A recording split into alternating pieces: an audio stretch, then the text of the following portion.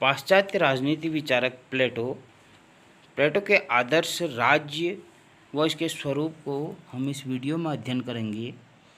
यह प्लेटो सीरीज की वीडियो का यह चौथा भाग है। आइए जानते हैं प्लेटो का आदर्श राज्य। आइए टॉपिक को शुरू करते हैं। प्लेटो के आदर्श राज्य का स्वरूप। प्लेटो के समय एथेंस में सामाजिक एकता और राजनीतिक एकता का अभाव था और जो लोग थे वो राजनीतिक जीवन में अत्यधिक हस्तक्षेप करते थे। इन समस्याओं के समाधान के लिए प्लेटो ने एक सिद्धांत प्रस्तुत किया। इसे आदर्श राज्य का सिद्धांत कहते हैं। प्लेटो के आदर्श राज्य सिद्धांत की कल्पना उसने अपने पुस्तक रिपब्लिक में की थी। प्लेटो के आदर्श राज्य जिन महत्वपूर्ण तत्वों पर टिका था वे निम्नलिखित हैं। पहला, उसने कहा कि न्याय आदर्श राज्य के लिए आवश्यक है। प्लेटो का जो आदर्श राज्य है उसकी नींव न्याय पर टिकी है।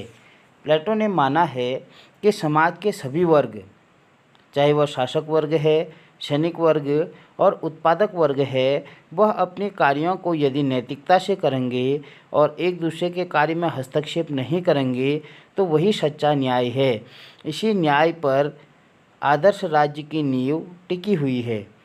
दूसरा, प्लेटो ने माना है कि आदर्श राज्य शिक्षा के द्वारा ही प्राप्त किया जा सकता है। इसी के द्वारा हम व्यक्ति के कार्यों का विशिष्टीकरण कर सकते हैं। शिक्षा के द्वारा ही वह मानता है, शिक्षा के द्वारा ही हम व्यक्ति के आंतरिक गुणों को पहचान सकते हैं। इसी आधार पर वह समाज में अपना कार्य करते हैं। प्लेटो का जो आदर्श राज्य है वह नैतिकता पर आधारित है।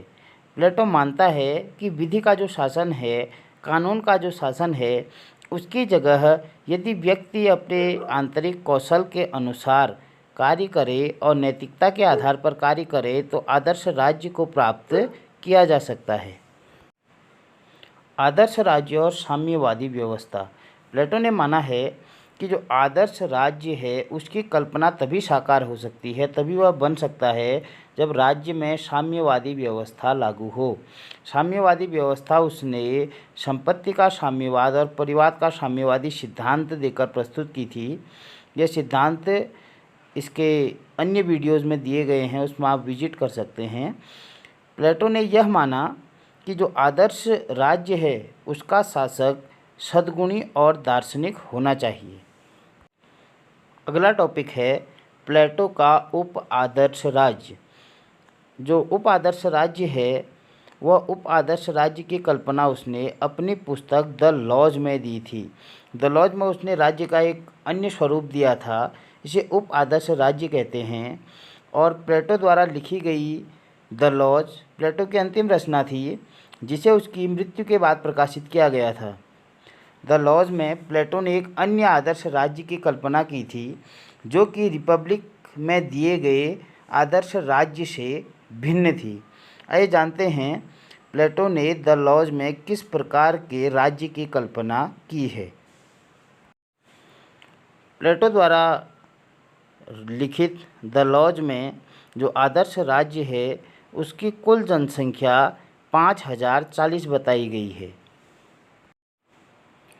प्लेटो के लॉज में वर्णित जो उप आदर्श राज्य है उसमें जो श्रम का विभाजन है वह निम्न प्रकार उसने किया है। उसने बताया है कि दास व गुलामों को कृषि संबंधी कार्य करना चाहिए, विदेशियों को व्यापार संबंधी कार्य करना चाहिए और राज्य में जिन्हें नागरिकता प्राप्त है, जो नागरिक हैं, उनके लिए राजनीतिक कार्य निर्धारित किए हैं। द लॉज में प्लेटो ने कहा है कि राज्य में कानून ही सर्वोपरि है, अर्थात राज्य में जो विधि है, जो कानून है, वह अधिक महत्वपूर्ण है। जबकि रिपब्लिक में प्लेटो ने नैतिकता पर आधारित शासन पर बल दिया है। रिपब्लिक में नैतिकता पर आधारित शासन का अर्थ है, उसने कहा है कि यदि उत्पादक वर्ग, सैनिक वर्ग और जो शासक वर्ग है वह नैतिकता से, ईमानदारी से अपना कार्य करे तो हम आदर्श राज्य को प्राप्त कर सकते हैं। जबकि द लॉज में उसने कहा है कि कानून ही सर्वोपरि है, कानून का शासन होना चाहिए। वीडियो में बने रहने के लिए आप सभी का धन्यवाद।